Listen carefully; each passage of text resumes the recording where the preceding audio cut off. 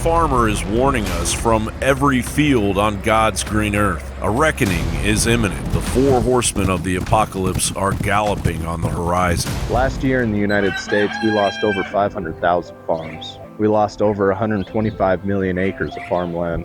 There's never been a time that the local rancher or producer needs your help. Buy American and buy local. Microsoft founder Bill Gates is the largest private owner of American farmland. Gates alone holds over 275,000 acres across 19 states. Our government allowed two giant companies controlled by foreign governments to come in and acquire. One of them is controlled by the Chinese, and they bought Smithfield out of North Carolina. And the other one was a Brazilian company that came in and bought up one of the other major players. Why would we want to have an antagonist own 25% of our meat processing? It makes no sense at all. Convoys of hundreds of tractors and trucks have slowed or blocked the traffic on major roads leading to major cities in the last 3 weeks. And many of the protesting farmers in France have also stopped after the government there offered a series of financial concessions. And they've also blocked numerous border crossings with the Netherlands. In Portugal, farmers have partly blocked a key bridge on a main road into Lisbon. In the Netherlands, it was about fertilizer. In Germany, it's about the so-called diesel privilege. In France, it's about restrictions on the use of pesticides. The CIA media and its satellite propagandists are covering up a global revolution that is far worse than any war. Engineered global starvation in order to rein in the GMO agricultural control of the United Nations Agenda 2030 and the Great Reset. Climate transition is a key priority for our societies. We need to make sure that our farmers can be a partner in this. With our new climate and nature plan, we focus on the following three things. First, the green transition. Second, the growing physical impact of climate change.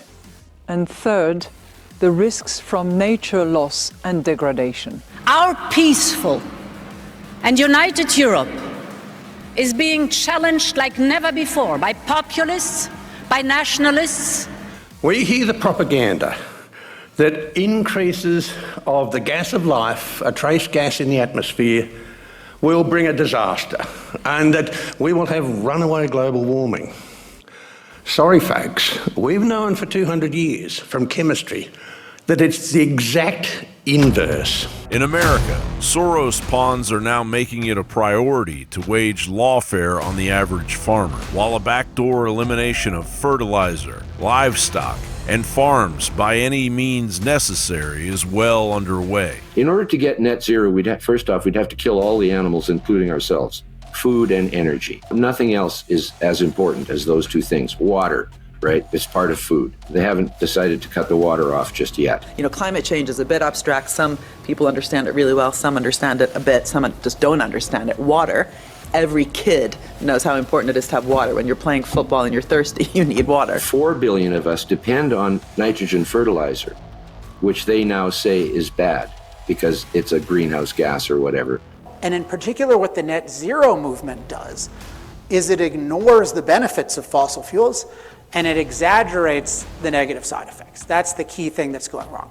Fossil fuels are crucial to the availability of food for 8 billion people in two ways. So anyone want to suggest what are the ways in which fossil fuels are crucial to food? Fertilizer, so that's one. So modern fertilizer is derived from natural gas. We cannot feed 8 billion people without plentiful fertilizer. Before natural gas, we were trying to use bat guano. That was our best fertilizer. Bat guano didn't scale very well to 8 billion people. Natural gas is crucial. There's nothing close to natural gas in terms of fertilizer. Meanwhile, a nation is running out of time. No one wins in a war against the farmer. Everybody starves and everybody dies. McDonald's facing a global IT outage that's also affecting multiple locations here in Chicago. We've checked in with multiple restaurants, franchisees who are having issues with customer payments. One store employee told us it's hit or miss if the machine will work. In some cases, you may have to pay with cash. Yeah, again, we think this outage may be worldwide. We know it is hitting particularly hard Australia, Japan, Hong Kong, and the UK. Some locations having to suspend operations altogether. We reached out to the company's global headquarters in the West Loop, of course, at 4:30 a.m., 5 a.m., not getting a call back right now, the West Loop location, and we'll continue to bring you updates and let you know as soon as they get back to us. Again, what appears to be a global outage of McDonald's IT issues they are certainly probably aware of. We'll update you as it's pertinent. And well, let's move on to other news. And a major internet outage has affected various countries across Africa. This includes countries like South Africa, Nigeria, Ivory Coast, Liberia, Ghana, and Burkina Faso. The disruption in Africa comes weeks after at least 4 subsea cables were damaged in the Red Sea in the wake of increasing tensions between the Houthi rebels and Israel over the Gaza offensive. It is important here to understand that Africa leads mobile device web traffic in the world.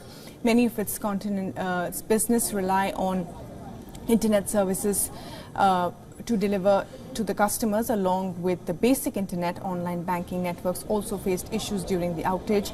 The latest outage comes after subsea cable operator Seacom recently encountered a service affecting outage on its cable system in the Red Sea. South African telecom operator Vodacom blamed connectivity issues in the undersea cable failures. Some speculated disruption could be due to alleged Red Sea cable attacks by the Houthis.